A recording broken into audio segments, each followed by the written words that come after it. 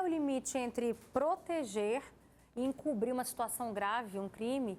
Esse vai ser o nosso assunto de agora. Participa com a gente no Facebook e aqui no nosso estúdio. Eu recebo o advogado criminalista, doutor Rivelino Amaral. Muito obrigada pela sua participação.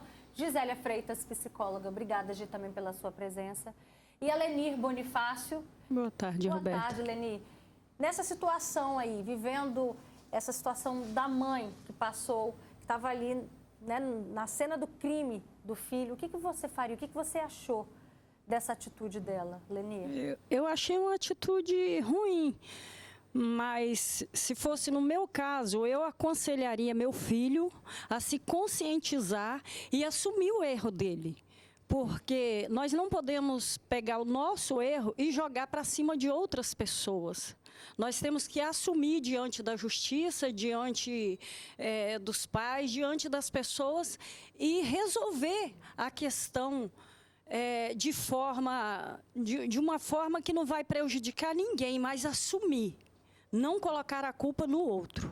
Essa mãe foi lá no local do acidente, né, e tirou o filho dali, argumentando que ia levar para o pronto-socorro, o que não aconteceu de imediato, né? O que você achou em relação a essa postura? O que pode ser interpretado como você tirar as provas ali do local, que não pode ser feito. Daqui a pouquinho a gente vai conversar com o doutor Rivelino. O certo, ela teria que ficar no local e assumir ali a responsabilidade, aconselhar ele, falar para ele, meu filho, confia na justiça, confia no fato de, sei lá, você ser absolvido ou a justiça fazer conforme uma maneira a qual não vai prejudicar nem a família e nem a você. Era o conselho que eu daria para ele, assumir. Vamos entender então com a Gisélia o que leva, né, alguns pais, a uma atitude como essa daí, de às vezes encobrir, acobertar um crime que um filho comete. Gisélia, boa tarde. Boa tarde, gente.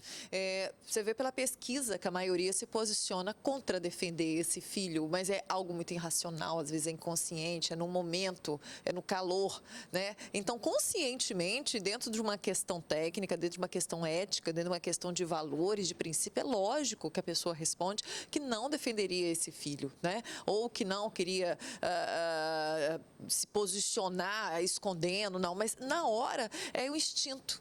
É o instinto paterno, é o instinto materno, é a pena, é a dó, é a dúvida.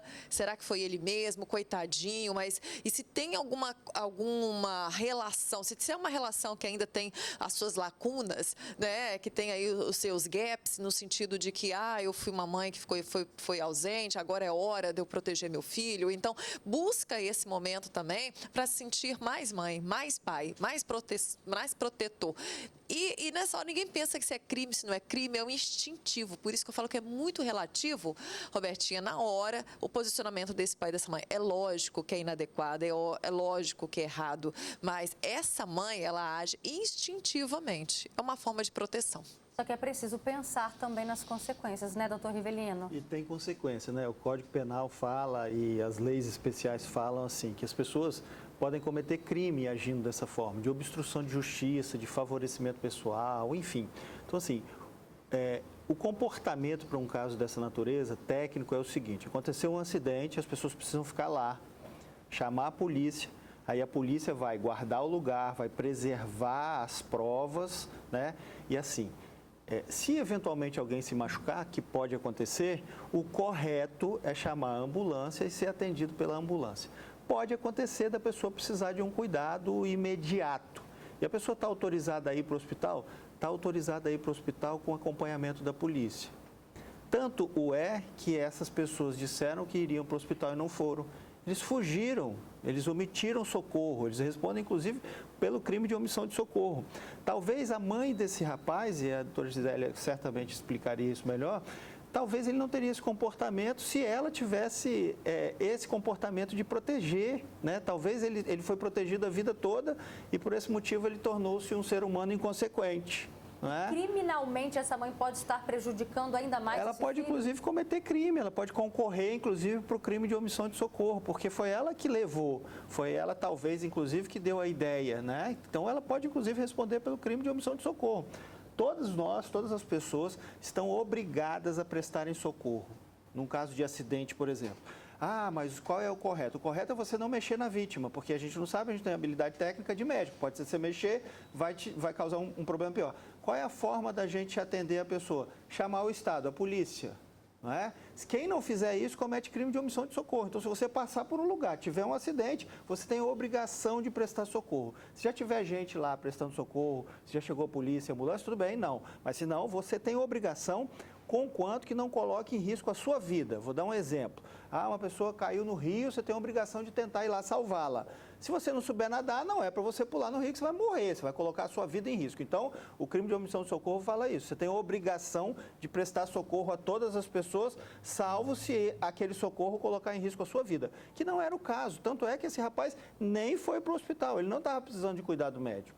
E isso, essa atitude, então, de ir até o local, ela já pode, então, responder por omissão de socorro. Uma atitude criminosa dele. Os dois cometeram crime à luz do que a lei fala. A obrigação das pessoas é ficarem no local, chamarem a polícia, chamarem a ambulância, enfim, prestarem o socorro e irem e serem conduzidos, melhor dizendo, para a delegacia para prestarem depoimento do que aconteceu. E, doutor, de acordo com a sua experiência como advogado criminalista, como é que você vê a reação dos pais diante de crimes cometidos pelos filhos? A pesquisa deixa isso muito claro. Assim, as pessoas, por óbvio, querem, eu também sou pai, quero proteger meus filhos, mas a responsabilidade dos atos é deles, não é? Eu não posso... A lei, inclusive, fala isso, né, de forma clara. Eu não posso substituir a responsabilidade do meu filho, trazer a responsabilidade do meu filho para mim, né? Então, quer dizer, a responsabilidade dos atos deles, melhor dizendo, que eu tenho dois, são deles, não é? E as pessoas deixam isso muito claro. Como uma entrevistada falou, você pagaria fiança? Eu também, assim, ó, se a lei, o advogado, inclusive o bom advogado, ele defende o que a lei fala, não é? Então, assim, se a lei possibilita as pessoas a prestarem fiança, se isso for possível, se eu tiver condições, sim, certamente. Tudo que for possível fazer para os filhos, a gente deve fazer, mas com o limite que a lei impõe, não é? E a responsabilidade dos atos deles são deles, não é? E doutor Revelino fala da questão da posição da polícia de defender as provas, né? De ficar numa posição de defender as provas, né? Esses pais querem defender esse filho, né? Dessa forma. E a defesa também dessa vítima, como é que fica? E foi esse defender, né, desde a infância, desde o início, desde a adolescência, que pode ter levado também a não ter essa empatia, de não ter, talvez, esse medo por esses hábitos, né, de não ter medo de infringir a lei, porque sempre foi protegido, às vezes, até demais. Aqui no nosso Facebook a gente tem algumas participações, até eu te convido, você que está acompanhando o Fala Espírito Santo, a mandar para a gente sua opinião. Entra aqui no nosso Facebook, Fala S, tudo juntinho, me fala, você acobertaria um crime que o seu filho cometeu? Como que você reagiria no momento, no local ali? Aqui tem a participação da Luciene Martins, que ela diz, essa mãe mostra o caráter dela, né? E do filho que concordou com ela. Também tem aqui o comentário da Tereza Loureiro, eles omitiram o socorro ao passageiro do carro, que é o que o doutor Rivelino falou. E a gente vai conversar agora com a Cláudia. Olha só a história da Cláudia, gente. Ela também é mãe e o filho dela tem idas e vindas no mundo das drogas. E eu te pergunto, Cláudia, vamos abrir o assunto, né, para todas as possibilidades de crimes. Se o seu filho cometesse um crime, o que você faria? Roberta, boa tarde a todos. Roberta, se ele cometeria algum crime, com certeza ele ia pagar pelos atos dele, porque eu não vou pagar pelo um erro que meu filho cometeu, né? Porque a gente já conversou, a gente deu conselho, já fez tudo o que tinha que fazer, e ele volta a cometer o erro, então ele tem que pagar pelo erro que ele cometeu, que seja qual que for, né? Mas aí ele tem que pagar, sim. Não é a gente que tem que pagar pelo erro dos nossos filhos, não. Porque nós já fizemos a nossa parte, nós já educamos, fizemos tudo que tinha que ser feito. E se for uma pessoa de menor, ainda sim, mas uma pessoa de maior já sabe dos seus próprios atos. Seguindo a sua linha de pensamento, de raciocínio, Cláudia, até onde, como mãe, você iria nesse pensamento de que ele teria que pagar sim pelo crime? Por exemplo, a senhora chegaria até mesmo entregá-lo à polícia, à justiça? Sim, se eu de fazer algo errado, que eu não concordo, eu entrego sim. Qualquer ato que eu souber que fez, Daqui a pouquinho a gente vai tentar retomar a conexão. qualquer ato, eu entrego sim. Perfeito. E a gente tem aqui a Lenir, né, que já está participando do nosso bate-papo, e foi exatamente essa sua postura, Lenir? Sim. Eu aconselhei muito meu filho enquanto estava vivo. Eu falava com ele, eu falei, meu filho, são 2 caminhos. Tem o caminho do bem e tem o caminho do mal. Se você escolher o caminho do mal, você vai assumir suas responsabilidades. Você vai assumir seus erros. E se você não assumir, quem sou eu para ir lá? Agora, você tem que assumir, chegar até a justiça e dizer, eu errei. Eu estou aqui, eu quero melhorar. E o papel da mãe é resgatar de qualquer forma. Eu, assim, não sei os outros pais, mas eu, como uma pessoa evangélica, sempre orando, eu falava com ele, meu filho, eu vou tentar te resgatar de qualquer maneira. De qualquer maneira, eu não prejudico ninguém, eu não falo da vida de ninguém, eu não vou citar nomes de ninguém, mas o seu nome, eu vou tentar lutar por você, porque eu sei que você é uma pessoa trabalhadeira, uma pessoa que já passou numa empresa 3 vezes, uma pessoa honesta, então eu vou te resgatar. Então eu lutei até o fim. Eu, diante de Deus, eu falo, Senhor, não tenho consciência pesada de nada e assumi a minha responsabilidade e ensinei ele também. E o que a senhora chegou a fazer na tentativa, além de mãe? Você chegou, por exemplo, buscar o conselho tutelar na época? Isso.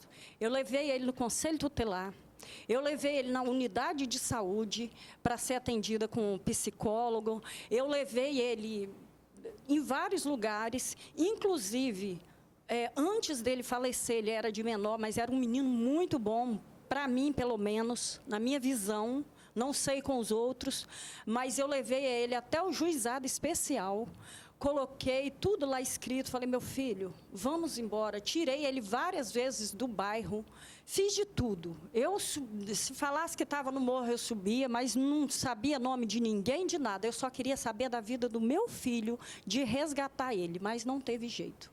Gisélia, qual é o limite entre uma mãe ajudar o filho a parar, prestar atenção? Olha só, igual essa mãe está aqui contando, né? Vamos parar, vamos prestar atenção, dá tempo ainda de rever os seus passos, de mudar o caminho ou então se intrometer no sentido de acobertar, no sentido de proteger. Qual é esse limite? São ações distintas, né?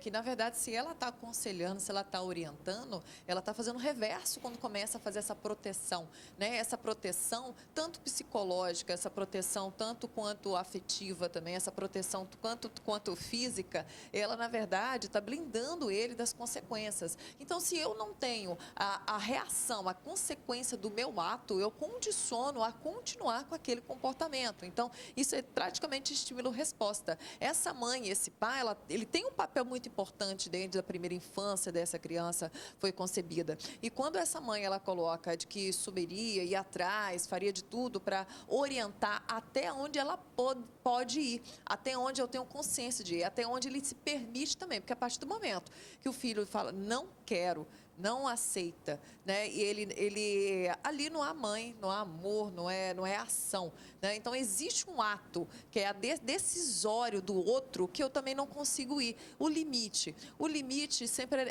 a gente fala que o amor não tem limite, mas dentro quando a gente fala de lei tem limite sim. E se a gente não souber esse limite dentro da lei, a consequência pode ser pior, não só para o filho, não só para a mãe, como o sistema familiar inteiro. E qual é o limite perante a justiça, então, doutor? Sabe quando você consegue ver limite, consegue ver o direito verdadeiramente como é, assim? Se colocando no lugar do outro. Eu falo muito isso para os meus alunos. Você só faz o bom direito se colocando no lugar do outro. Aí assim, será que essa mãe, se fosse o filho dela que fosse a vítima, que tivesse dirigindo um Uber de madrugada para o sustento dos filhos e fosse então atingido por outro carro em alta velocidade, será que ela teria a mesma postura? Assim que você faz o bom direito, assim que você vê o direito como ele precisa ser visto, né? Se colocando no lugar do outro, será que ela teria esse comportamento? Certamente não. Certamente ela iria querer preservar o lugar, ela ia querer exigir o cumprimento da lei, como a lei diz, não é? Então, assim que você faz o bom direito, assim que você vê o limite, quando você se coloca no lugar do outro, aí você consegue entender qual é o objetivo da lei. O objetivo da lei é trazer segurança para todo mundo, sem distinção, não é? Eu não posso exigir o cumprimento de lei só quando fere o meu direito. Eu tenho que exigir o cumprimento de lei quando fere o direito de qualquer pessoa. Aí eu faço um bom direito. E olha só, a gente vai ver um depoimento muito sincero da Verônica. Ela não denunciou o filho, mas se arrepende. Eu, como mãe, eu jamais pensei em denunciar o Andrei. Porque é difícil você querer ver um filho atrás das grades ou você ver um filho morto. Hoje, depois de tudo que aconteceu, pensando por esse lado, sim, eu denunciaria ele, depois dos fatos acontecidos.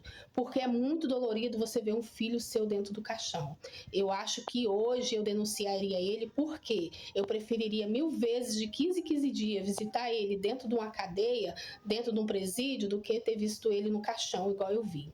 Mas eu não vou aqui falar que a mãe está errada, né? Porque é complicado, é muito complicado, é dolorido, a gente ama o filho da gente, entendeu? Independente das escolhas que eles fazem, dos errados que eles fazem, a gente não quer o mal, entende? E eu não via no Andrei essa maldade de tirar a vida dos outros. Ele era uma pessoa muito boa, entendeu? Não é porque ele morreu, ele ficou bonzinho. Não, ele sempre teve uma índole boa. Por ele ter entrado nessa vida aí, eu creio que foi por status, por dinheiro, uma vida fácil, né? Que ele achou ali naquele momento. E eu, no meu pensamento, eu sempre achei que, não, Andrei, depois que ele inteirar a maioridade dele, ele vai sair disso. Lutei, fiz o que eu pude, mas não consegui. Pelo seu depoimento tão sincero, porque ela tocou num ponto importante. Hoje, ela se arrepende de não ter feito, mas na época, Gisélia, você como pai, como mãe, uma coisa é falar, outra coisa é fazer. Só recapitulando a história do Andrei, gente, ele se envolveu muito novo com tráfico de drogas e acabou sendo assassinado, né? Ou seja, a mãe na época também não denunciou, mas ela também não via perversidade no comportamento do filho. A mãe tentou até o final tirar o filho dessa vida, né? É sentimento de mãe, né?